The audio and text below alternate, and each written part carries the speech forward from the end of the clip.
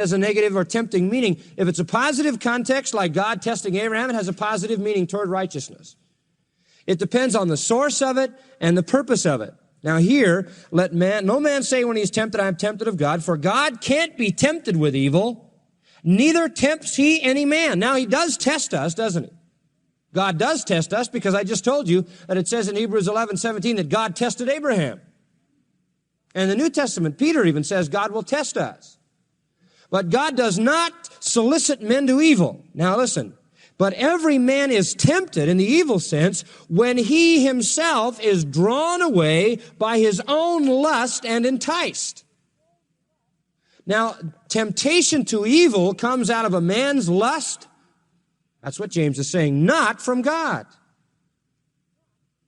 There's no contradiction here. Just because it says God tempted Abraham in Hebrews 11:17, and here it says God tempts no man, there isn't a contradiction. It's just two different uses of the term that's a neutral term.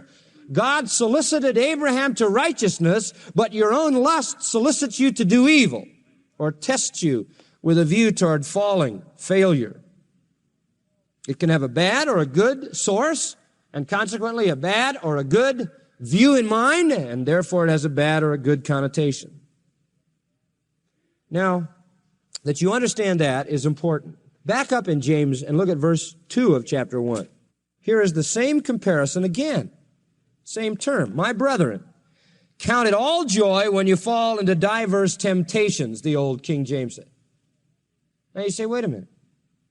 Count it all joy? Oh yes. Knowing this, the testing of your faith, or the tempting, same word, of your faith works patience. And let patience have her what? Perfect work. You say, you mean there is some temptation that has perfection in mind? That's right. Same word exactly is used in verses 13 and 14. Only in 13 and 14 it's used to bring about an evil result. In chapter 1, verse 2, 3, and 4, to bring about a righteous result. The word is neutral.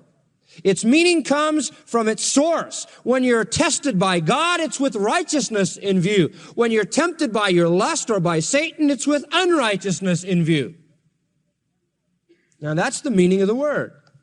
In John 6 and verse 6, the very same word is used, and it's referring to Jesus. In 6:6, and this he said to test him or tempt him, paradzo again.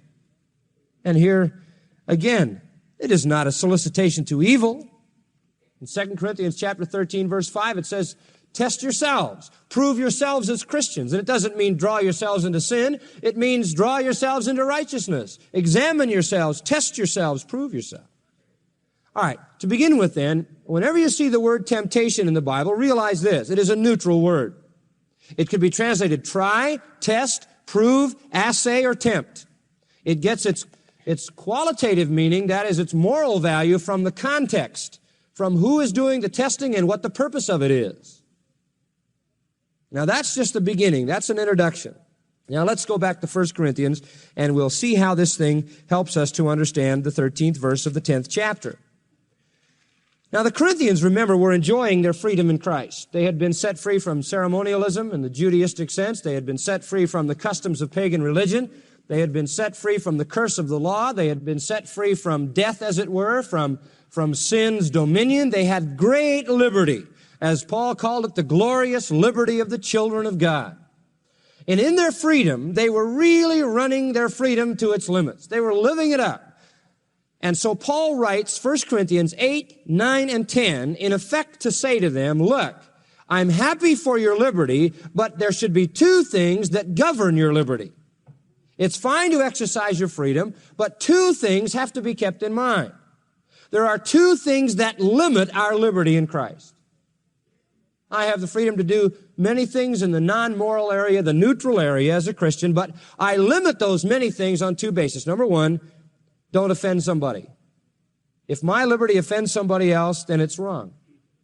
I may have the right to do certain things, but if that becomes an offense to somebody, I don't do it. Now that's his subject in chapter 9. Remember, Paul said, I have a right to receive money from you, a right to ask for support from you. And even though that's my right, I don't ask it because I'm afraid it would offend some people, so I set that right aside, even though that's my liberty. And that's principle number one. I have liberty, but I don't let my liberty offend somebody, so I limit my liberty for the sake of love toward others. Second principle. The second limiter on your liberty is, will it disqualify you? If you continually indulge your liberty, and you're free to do this and you're free to do that, and all you're concerned about is your freedom, your freedom, your freedom, and you run your freedom out to the very limits, you're liable to fall off into sin. You can say, well, I have the freedom to go and do a certain thing. The Bible doesn't forbid that. I have the freedom, but if you continually flirt around the edges of the system, running your liberty out as far as it'll go, you're liable to fall off and fall into sin and be disqualified from usefulness. And chapter 10 illustrates that. Israel, with all their assets, with all their liberty, set free from the bondage of Egypt, on their way to the promised land. They had everything going for them, and because they lived too close to the edge of their liberty, they fell into sin. And you see where it lists their sin in verse 7, the sin of idolatry. In verse 8, the sin of immorality. In verse 9, the sin of testing God. In verse 10, the sin of complaining, griping, and murmuring.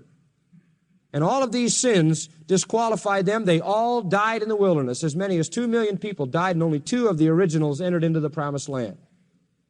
God says, I can't use you to be a witnessing community for me. I can't use you in the ministry of reaching the world as my witnessing nation simply because you've fallen into sin. You are disqualified. All right then. Israel was living too close to the edges. They kept longing for the former life.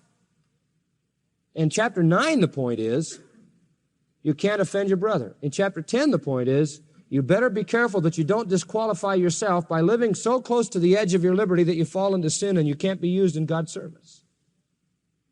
Now, that's his illustration. Now, we're in that chapter 10 section. And Paul wants the Corinthians to see that they just can't continue to go to all the pagan festivals. I mean, they can do it. The Bible doesn't forbid it.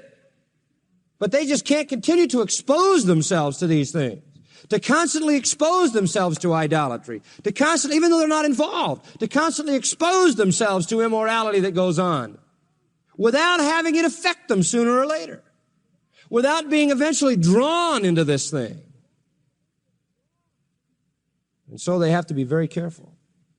Now, having stated the illustration, he applies it. Let's look at the application in verses 11 to 13. I gave you the assets of liberty, the abuse of liberty. Now, here's the application. Verse 11. Now, all these things happen unto them for examples. And stop there for a minute.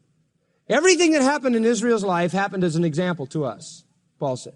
So that you would learn that you could have all the blessings. You could be free. You could be in the unit of God's witnessing community under the headship of Christ as they were under the headship of Moses. You can be led by God. You can be guided by God. You can be fed by God and given water by God as they were. You can have all of those blessings, and yet you can lose out.